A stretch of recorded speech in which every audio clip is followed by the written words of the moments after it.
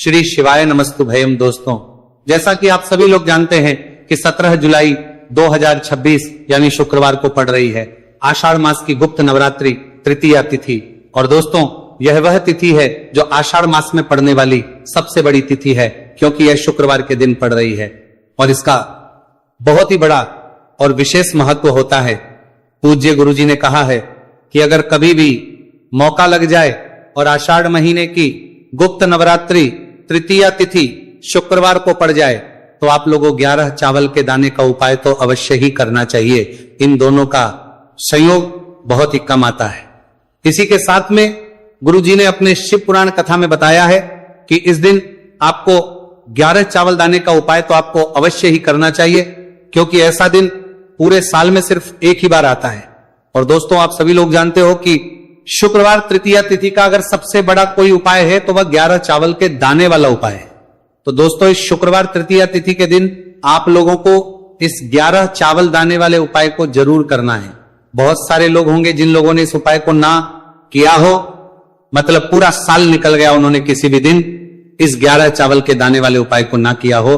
पर दोस्तों, आपके पास एक आखिरी मौका बचा हुआ है, जो कि 17 जुलाई शुक्रवार तृतीया तिथि के दिन है। तो इस दिन आप लोगों को इस वाले उपाय को जरूर कर लेना है। भले ही आप पूरे महीने भर इस उपाय को ना किया हो, पर अगर आपने इस आषाढ़ महीने की तृतीया तिथि के दिन अगर इस वाले उपाय को कर लिया तो आपको इस उपाय को करने का वो फल मिलेगा जिसकी आपने कभी कल्पना भी नहीं करी होगी। इसीलिए आप लोग इस वाले उपाय को कर लिया को एक बार जरूर कर लेना है, ताकि आप लोगों के हाथ से यह मौका न जा सके और आपको इस उपाय को करने का फल मिल सके। दोस्तों, यह उपाय पंडित जी ने अपनी अभी की ही श्री शिव महापुराण की कथा में बताया है जी। इस उपाय को आज हम आपको बहुत अच्छे से समझाने वाले हैं। इस वीडियो को देखने बाद इस उपाय को समझने के लिए आपको कोई और वीडियो को देखने की जरूरत नहीं पड़ेगी। तो चलिए दोस्तों, उपाय को शुरू करते हैं। देखिए, ये इस आषाढ़ महीने के शुक्रवार तृतीया तिथि के दिन ये इतना खास होता है, इतना महत्वपूर्ण होता है, देखा गया है। कभी कभी बड़े बड़े पूजा पाठ अनुष्ठान से जो मनोकामना पूर्ण नहीं होते, वह आषाढ़ महीने के शुक्रवार तृतीया तिथि के दिन एक छोटे से उपाय करने से ही आपकी मनोकामना पूर्ण हो जाती है। और बहुत सारे लोग इस उपाय को किया भी है और उनको इस उपाय को करने का फल भी जरूर मिला है। अगर आप लोग भी इस उपाय को करना चाहते हैं तो आप इस उपाय को पहले अच्छे से समझ लेना, सुन लेना, उसके बाद करना, आपको इस उपाय का फल जरूर मिलेगा। और इस उपाय को कर लेने से आपके घर में चाहे किसी भी प्रकार की दोहक और समस्या क्यों ना चल रही हो, आपको उसका कारण भी नहीं पता है कि भाई ये समस्या किसका कारण से चल रही है, उसका भी कुछ कारण हो सकता है, जैसे पितृदोष हो सकता है या किसी भी तरह का मंगल दोष भी हो सकता है। तो इस दिन आप लोगों को ये वाला उपाय कर लेना है।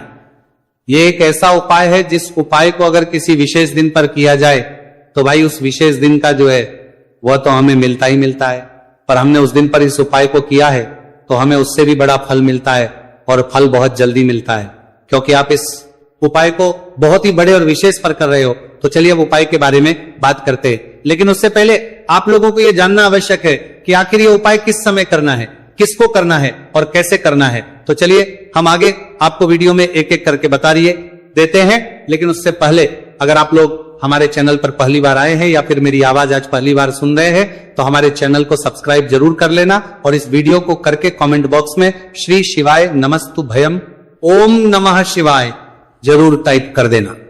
तो दोस्तों, इस 11 चावल के दाने वाले उपाय को हमें शुक्रवार तृतीया तिथि के दिन कैसे करना है, किसको करना है, किस समय करना है और कहां पर करना है, ये सारे सवालों के जवाब आपको इस वीडियो में मिल जाएंगे।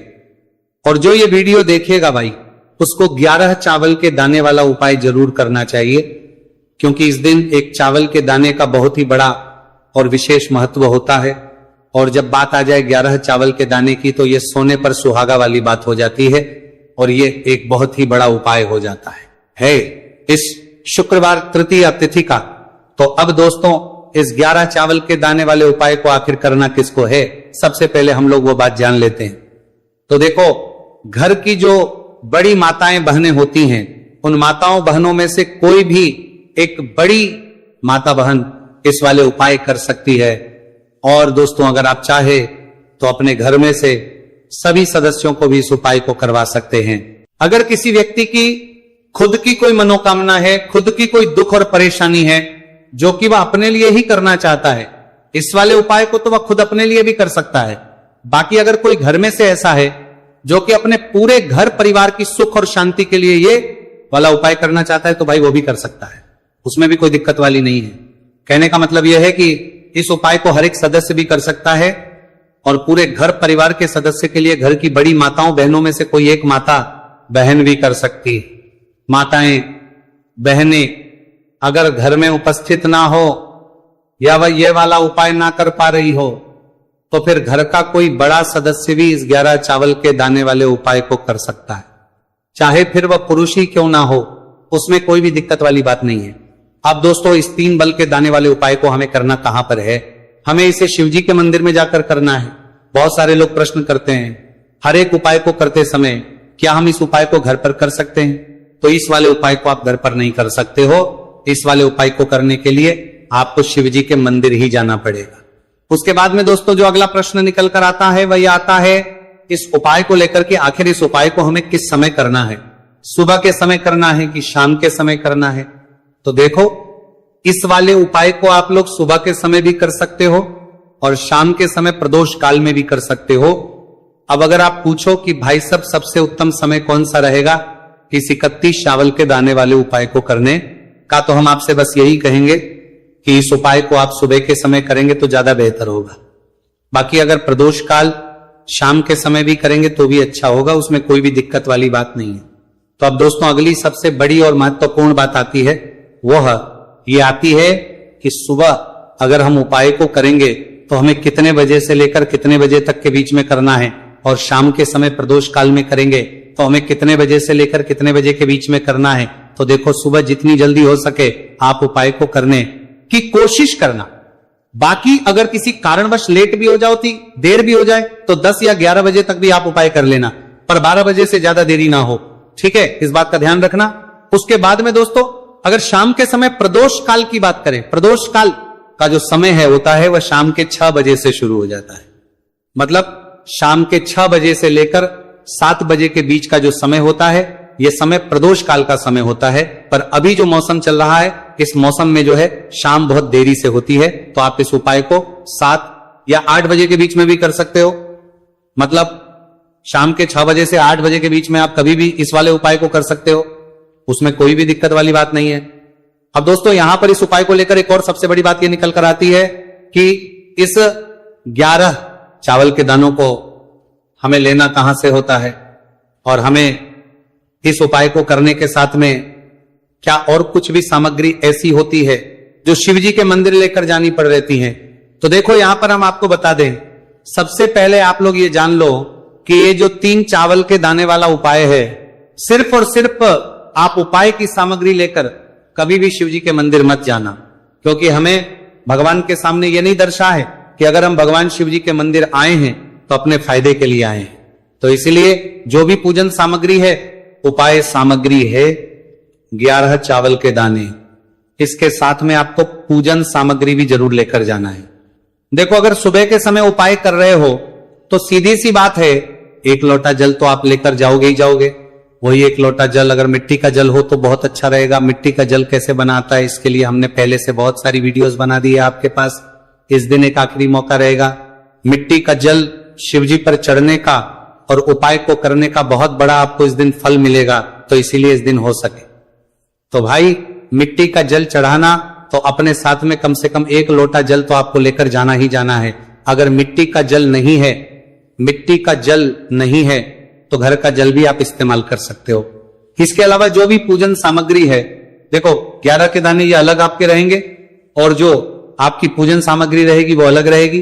पूजन सामग्री में आप जो भी चीज लेकर जाना चाहे वो लेकर जा सकते हैं। एक बेलपत्र भी लेकर जा सकते हैं, उसमें कोई भी दिक्कत वाली बात नहीं है।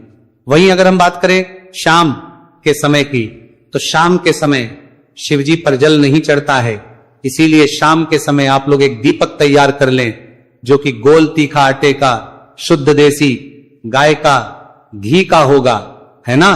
इस बात का आप लोगों को ध्यान रखना है। और इस दीपक को आपको घर से जलाकर नहीं लेकर जाना है, भगवान शिवजी के मंदिर में जाकर ही जलाना है। इस बात का भी आप लोगों को ध्यान रखना है। अब दोस्तों यहां पर हमें इस बात को समझना है कि ये 11 चावल के दाने हमें लेना कहां से है।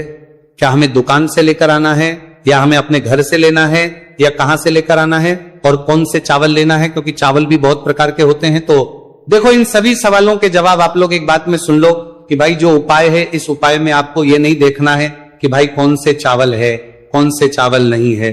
बस जो भी चावल ले रहे हो वो चावल का दाना सबूत होना चाहिए, मतलब साबुत होना चाहिए, टूटा हुआ नहीं होना चाहिए, कटा पीटा नहीं होना चाहिए। यह बात आपको ध्यान रखना है। बाकी आपका चावल बासमती हो या सादा चावल हो या कोई सा भी चावल हो, उसमें कोई भी दिक्कत वाली बात नहीं है। तो सीधी सी बात है कि आपके घर के रसोई घर में जहां पर आप बनाते हो, वहां पर जो भी चावल आपके उपस्थित हो, उन चावलों में से अपनी एक कटोरी भर लेना या एक मुट्ठी चावल अलग से निकाल कर रख लेना, क्योंकि हम 11 चावल ही यहां पर इस उपाय में लेने वाले हैं। तो हमें ये चावल के दाने गिनकर निकालने पड़ेंगे। इस बात का आप लोगों को ध्यान रखना है। तो अपने उस चावल की कटोरी में से या चावल में से 11 ऐसे चावल के दाने आप लोग निकाल लो जो कि टूटे हुए ना हो, कटे पीटे ना हो, कोई दाग ना लगा हुआ हो, है ना।